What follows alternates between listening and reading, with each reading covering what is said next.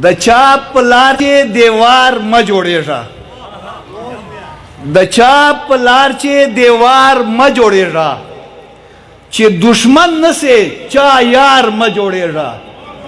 اجازه صاحب، د چا په لار چې دیوار مه جوړېږه، چې دشمن نسې چا یار مه جوړېږه، د خوږو زړونو بیماری چې نسې.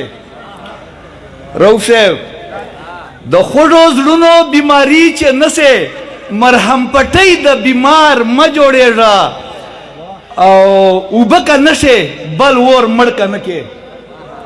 فرید صاحب، اوبه که نشې بل اور مړ که نه کې، سوځوه مزړه انګار مه جوړېږه، که اوچت نه کړې د بل چا پټویرای، که اوچت نه کې د بل چا پټویرای، بل په وږو باندې بار مه جوړېږه.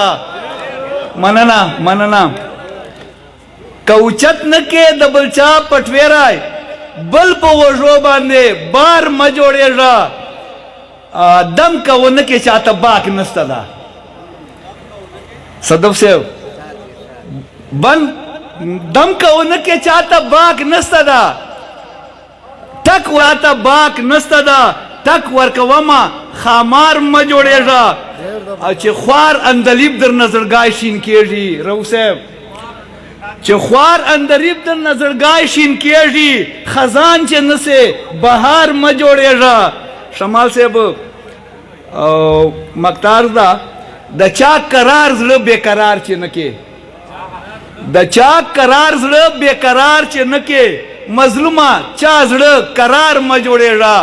کلمه ده جی، وایي چې مندکه له مودو نه پس اشنا مې، چې مندکه له مودو نه پس اشنا مې، بیا ګیلې چې ورته وویل صرف دا مې، ما ویل سیره مې ګریوان سره رحم وکړه. رؤف صاحب، ما ویل سیره مې ګریوان سره رحم وکړه، د ویل پاته د لا ظلم انتها مې،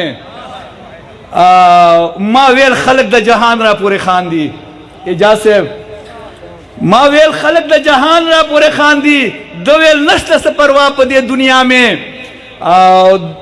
ما ویل ګوره په دنیا یو بل اړېږي، ما ویل ګوره په دنیا یو بل اړېږي، د ویل مچګه وسخړه ته سبا مې، او د ویل مرګ به دې زما له لاس را درومي، د ویل مرګ به دې زما له لاس را درومي، ما ویل کوم مې د قصور کومه ګناه مې.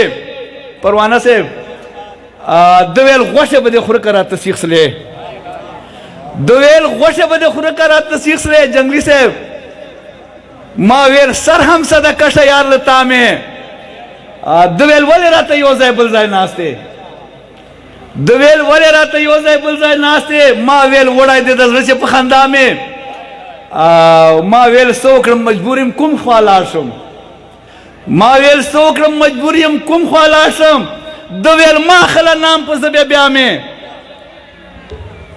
ما ویل خدای ته ګوره داسې کیسې مه که، ما ویل خدای ته ګوره داسې کیسې مه کړه، د ویل ولې تنګوې ولې غږ بیا مې، او ما ویل زه به دې اشنا چیرې په کار شم، ما ویل زه به دې اشنا چیرې په کار شم، د ویل هېڅ ګوډه نه سره په تا مې، او د ویل لرې سه له مخ نه مې پناه سه، د ویل لرې سه له مخ نه مې پناه سه، ما ویل یاره توخته نشي پسې را مې. شمال صاحب، او د ویل رنګ دې ولې زیړ څه وجه څه ده، د ویل رنګ دې ولې زیړ څه وجه څه ده، ما ویل لاړه یاره وختله ساه مې. صدف صاحب، بیا یې ونیوله په غېږ چې په خندا سه، بیا یې ونیوله په غېږ چې په خندا سه، ویل یې ټوکې کوه نه دي دا رښتیا مې. مننه.